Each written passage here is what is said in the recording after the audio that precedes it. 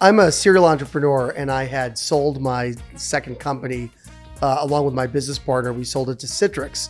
It's called Comtrade Management Products, and it was a monitoring tools business. And I had no intention of diving right into a third business. I was going to take a little bit of time off, but I was celebrating the success of that exit with my partner out in Las Vegas.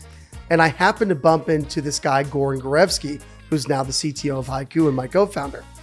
And Goran and I kind of started discussing what he was up to. And he told me that he was, working in the data protection industry. And I said, my gosh, data protection.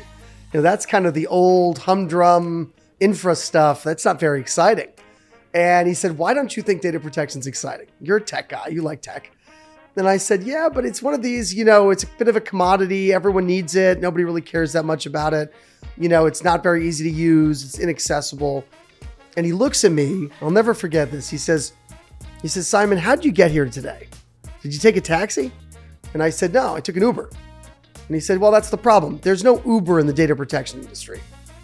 There's no easily accessible, kind of sexy and interesting product or service that really gets people excited about data protection. And those weren't his exact words, but essentially that was his meaning.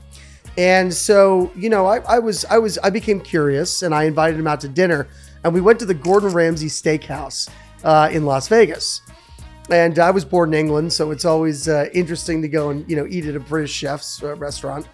And we were sitting there and we were talking, and I said, look, help me to understand this problem. And over the course of a very long dinner, we broke it down to two different segments. We said, look, for the data protection industry to really change the world, one, we need to consumerize the technology. It's got to be SaaS. It's got to be policy driven. It's got to be easy to use. That part was relatively simple.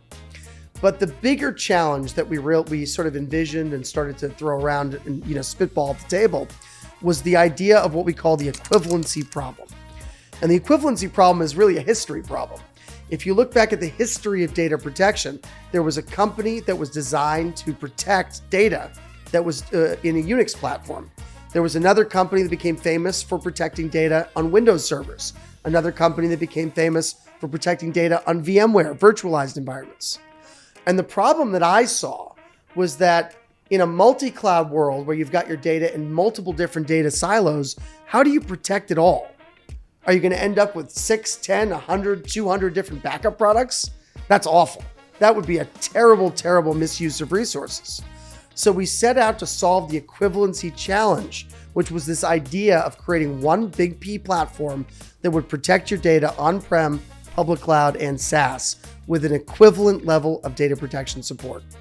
Fast forward 5 years later, we've got over 3,800 customers in 78 countries, 91 NPS score. We've raised $140 million from key institutional investors like Bain Capital, Acrew, Cisco Ventures, Okta Ventures, Atlassian Ventures, and more. I couldn't be happier and more excited with what we've been able to achieve, but it's been a hell of a ride.